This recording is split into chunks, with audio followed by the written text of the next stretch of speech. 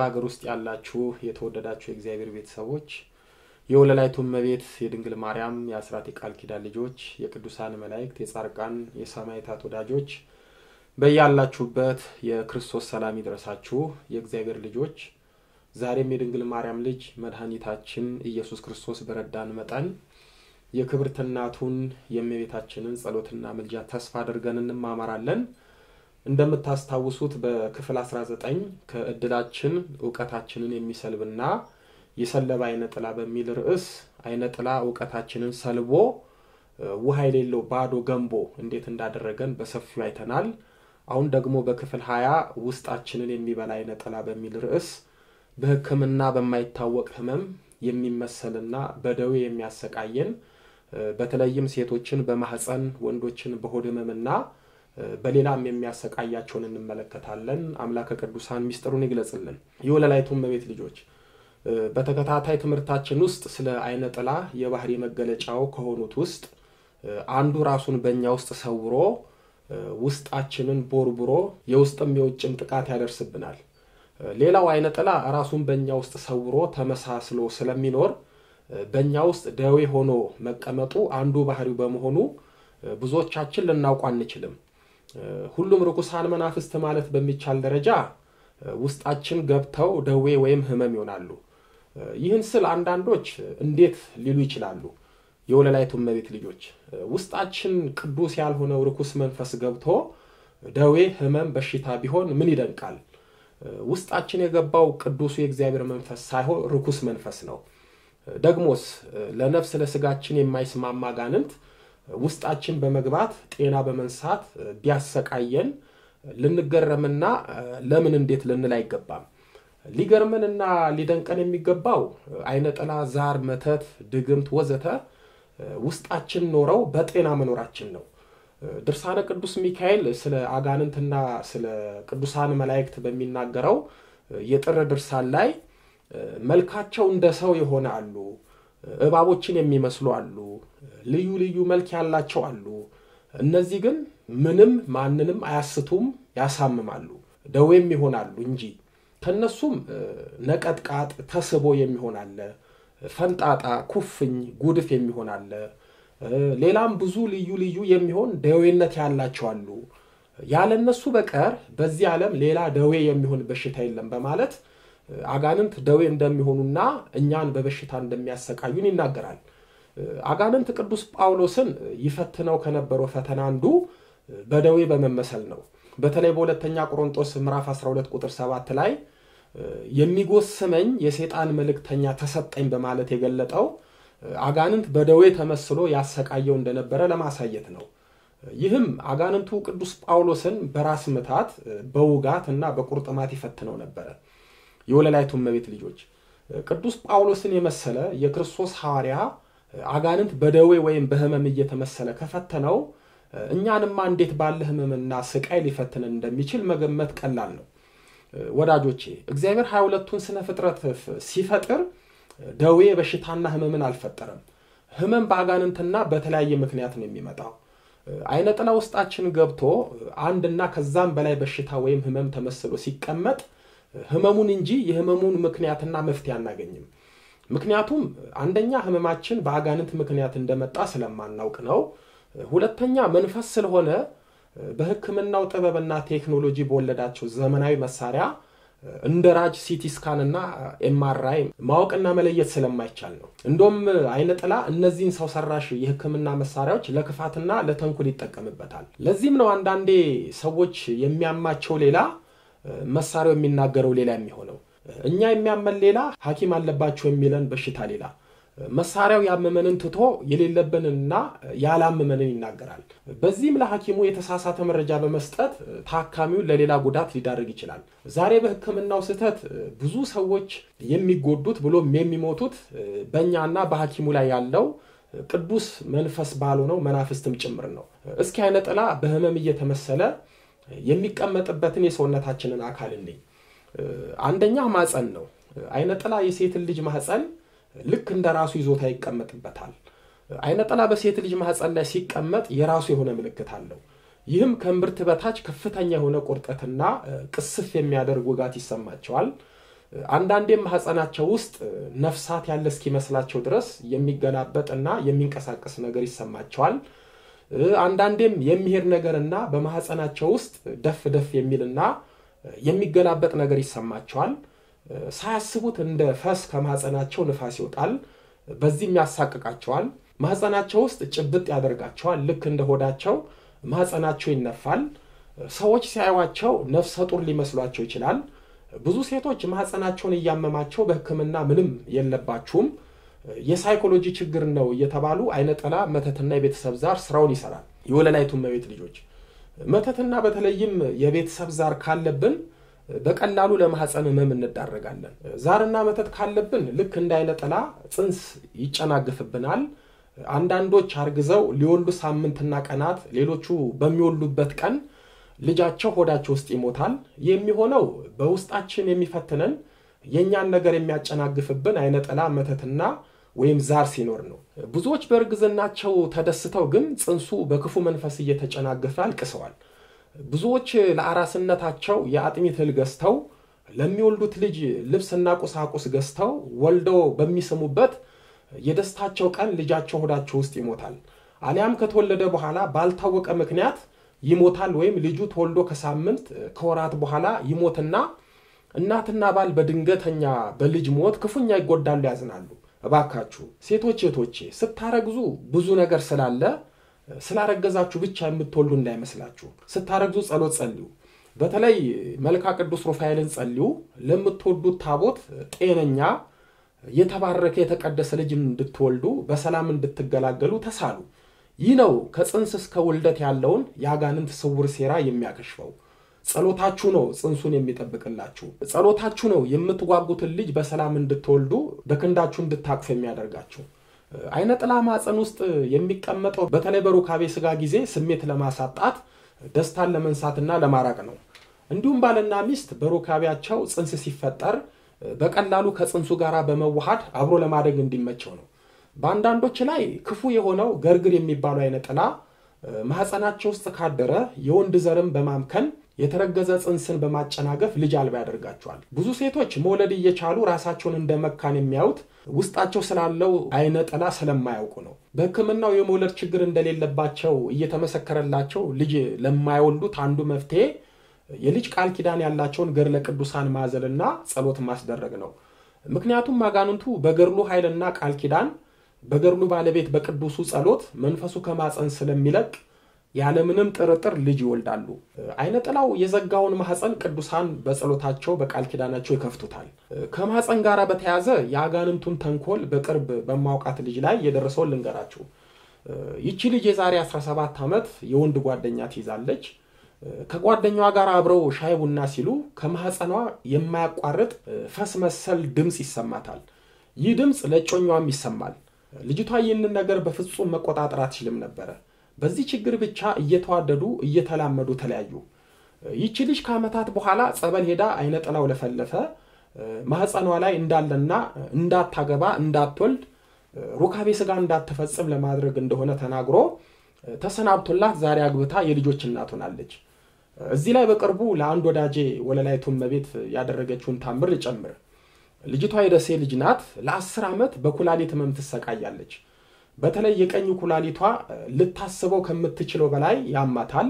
ልብሷን እንኳን ከሆዷ በታች ካላደረገች ይጠዘጥዛታል። ያልሄደችበት ሆስፒታልና ያላያት ስፔሻሊስት የለም። ግን ሁሉም ሐኪሞች ኩላሊቷ ምንም ችግር እንደሌለበት ነው የሚነግሯት።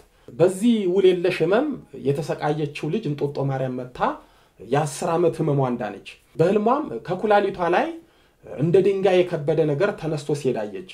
ርኩሳን መናፍስት የውስጥ አካላችን ላይ ከተቀመጡ እኛና ሐኪም የማያውቀውን በሽታ ሊያመጡ ይችላሉ። ሁለተኛ ሆድ ውስጥ የሚቀመጥ አይነ ጥላ ነው።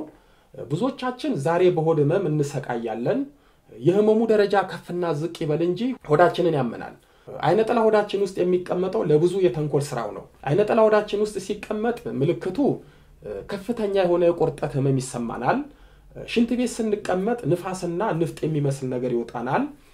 የተቃጠለ አየር እጅጉን ይወጣናል። የተቃጠለ አየር መቆጣጠር አንችልም። ድንገት በሰው መሃል የተቃጠለ አየር ያመልጠናል። ሆዳችን ይነፋል ወይም ያብጣል። አይነ ጥላ ሆዳችን ውስጥ ሲቀመጥ በከፍተኛ ሁኔታ መርዙን ስለሚሰራ የምንበላው ጥሩ ምግብ እንኳን አይስማማንም። ምቾት አይሰጠንም፣ ያቀረናል፣ ብስናት ያገሳናል። ሆዳችን በከፍተኛ ሁኔታ ይጮሃል፣ ሆዳችን ይደበላለቃል። በዚህም የተነሳ የምንበላው ስለማይስማማን አይነ ጥላው ሰውነታችንን እየበላ አቅም እያሳጣን ድክም ያደርገናል። የምንበላቸው ምግቦች አይነ ጥላው ስለሚመርዝብን በልተን ወዝ አቅም ብርታት አይኖረንም። በዚህ መልኩ ውስጣችን ያለው አይነ ጥላ ደማችንን እየመጠጠ ሆዳችንና ማጸናችንን እየበጠበጠ ሰላም ይነሳናል። በተለይ አይነ ጥላ በህፃናት ላይ ሆዳቸው ውስጥ ካደረ ምግብ አያስበላቸውም፣ ሆዳቸውን እየነፋ ያማቸዋል። እነዚህ ምልክቶች የአይነ ጥላ ብቻ ሳይሆን የመተትም ናቸው። መተት የተደረገበት በተለይ በሚበላና በሚጠጣ ነገር ላይ መተት ተደርጎበት ከበላን ቅድም ያነሳኋቸው ምልክቶች ማለትም የሆድ ህመም፣ ምግብ በልቶ አለመስማማት ይታይብናል። ሶስተኛ ልብ ላይ የሚቀመጥ አይነ ጥላ ነው። ከዚህ በፊት አጋንንት ልብ የሰውነታችን ማዕከላዊ መዝገብ በመሆኑ አጋንንት ልባችንን ተቆጣጠረ ማለት ሁለመናችንን በቀላሉ እንደሚቆጣጠር አይተናል። አይነ ጥላ ልባችን ላይ ሲቀመጥ ልባችንን ድክም ማለት፣ የመተንፈስ ችግር፣ የማጥወልወልና የማቅለሽለሽ ስሜት ይሰማናል። እንዲሁም ልባችን በድንገት ትርትር ትላለች። ያልተለመደና የማናውቀው ስሜትና እንቅስቃሴ ይፈጠራል። በዚህም ድንግጥ እንላለን። ልባችን ላይ ተቀምጦ ሙሉ ሰውነታችንን እንዳይሰራ ያደርጋል። ብዙ ሰዎች በልብ ህመም ሐኪም ቤት ሄደው ይመረመራሉ። ልባቸው ጤነኛ እንደሆነና ልባቸው ምንም ችግር እንደሌለበት ይነገራቸዋል። ግን ህመሙ አብሯቸው ይኖራል፣ ያሰቃያቸዋል። በተለይ ቤተሰብ ዛር ብዙዎችን በልብ ህመም ምክንያት ይገላቸዋል። የዛር መንፈስ ልብ ላይ ቁጭ ብሎ ልብን በማድከም ለልብ ድካም ይዳርጋል። ልብ ላይ ቁጭ ብሎ ልባችንን በማፈን ለትንፋሽ እጥረትና ለሞት ይዳርገናል። ልብ ካላችሁ ብዙ ጊዜ ዛር የሚያመልኩ ጨሌና ቴቴ የሚለማመኑ ለዛር የሚገብሩ ሰዎች ወይም ቤተሰቦች የሚሞቱት በድንገት ነው። ራሴን ወጋኝ፣ ልቤን ደከመኝ ብሎ ነው የሚሞቱት። ዛር በልብ ድካም ብቻ ሳይሆን አንቆና ሳንቆ ይገድላል። እንኳን ለቅዱስ ቁርባን ለንስሐ ሳይበቁ በዛር መንፈስ የሚያልቁ ብዙ ናቸው። ህይወታቸውና ሞታቸው አያምርም። በስጋም በነፍስም እንደተጎዱ በመላከ ሞት እየተነዱ ወደ ሲኦል የሚወርዱ ይሆናሉ። የወለላይቱ እመቤት ልጆች በምሳሌ ደረጃ ማህፀንን ሆድንና ልብን አነሳን እንጂ ለሰው ተናግረን መግለጽ የማንችላቸው ግን ለአመታት የምንሰቃይባቸው ህመሞች በውስጣችን አሉ። የራስ መታቱ፣ አዙሪቱ፣ ከአይናችን ቅንድብ ስር የሚሰማን ህመም፣ የአይን ህመሙ፣ ቁርጥማቱ፣ ብዥታው፣ አጥርቷ ለማየቱ፣ የወገብ ህመሙ፣ የጡትና የአጥንት እና የደም ወዘተ ካንሰሩ፣ ሌሎቹም አይነ ጥላና የዛር መንፈስ በደዌ ተመስሎ ውስጣችን ሲቀመጥ የሚሰሙን ህመሞች ናቸው። እነዚህን ህመሞች እኛ እንጂ ሐኪሞቹ ላያውቁልንና ላይረዱን ይችላሉ። ጤነኛ እንደሆንን በሐኪም ይነገረናል፣ እኛ ግን እጅጉን ያመናል።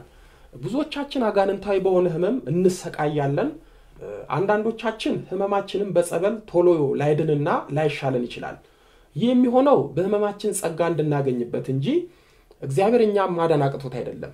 ምክንያቱም ደዌ በአጋንንት ምክንያት እንደ ቅዱስ ጳውሎስ ይሰጣልና። ቅዱስ ጳውሎስ በሰይጣን ምክንያት ለመጣበት ህመም የሚያገለግለውን ኢየሱስ ክርስቶስን በሁለተኛ ቆሮንቶስ ምዕራፍ 12 ቁጥር 9 ላይ ይህን ህመም ከኔ ላይ ህመሙንም አርቅልኝ በማለት ከአንድም 3 ጊዜ በጸሎት ጠይቆ ነበር። ጌታችንም ቅዱስ ጳውሎስን ከማዳንና ደዌውን ከመፈወስ ይልቅ ጸጋ ይበቃሃል፣ ኃይሌ በድካም ይፈጸማልና ብሎት ቅዱስ ጳውሎስ እያመመው ድዌዎቹን እንዲፈውስ አድርጎታል። አባቶቻችን እንደዚህ አይነት ደዌን ደዌ ዘበጸጋ ይሉታል። የወለላይቱ እመቤት ልጆች አይነ ጥላ መተትና የቤተሰብ ዛር በህመም እየተመሰለ እያሰቃየን በየሐኪም ቤቱ በማንከራተት ገንዘባችንን ያባክናል፣ እኛንም ያንከራተታል። አይነ ጥላ ራሱን በፈለገው የህመም ስሜት በመመሰል በሽታውን ውስጣችን ይቀመጣል፣ ውስጣችንን ይበላል። አይነ ጥላ በውስጥ አካላችን በመሰወር ቦታ በመቀያየር ደዌ ሆኖ ይቀመጣል። በዚህን ጊዜ ነው ለሰው መናገርና ማስረዳት በማንችለው ህመም ጠስቆ የሚይዘን። አንዳንዶቻችንማ ላየን ሰውነታችን ወዛችን ደህና ነው፣ እንኳን የሚያመው ፍጹም ጤነኛ ሰው ነው የምንመስለው። ግን ውስጣችን በማናቀው ህመም ይሰቃያል። አንዳንዴም ቀንም ሌሊትም እረፍት የሌለው ህመም ያሰቃየናል። ለሥራ ባልደረባችን የሚያመንን ብንናገር አያምኑንም፣ ይልቁንም የስንፍና ምልክታችን ያደርጉታል። ወዳጆቼ በሕክምናው ጥበብ ህመማችሁ ካልታወቀ ቆም ብላችሁ አስቡ።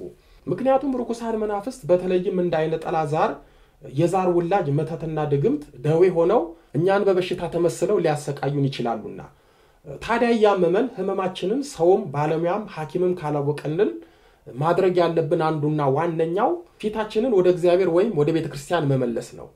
ሰው አክሞን ካልዳን እግዚአብሔር ዳኑበት ብሎ በሰጠን ስጦታ በጸበሉ በእምነቱ በቅባ ቅዱስ ወዘተ እንድናለን።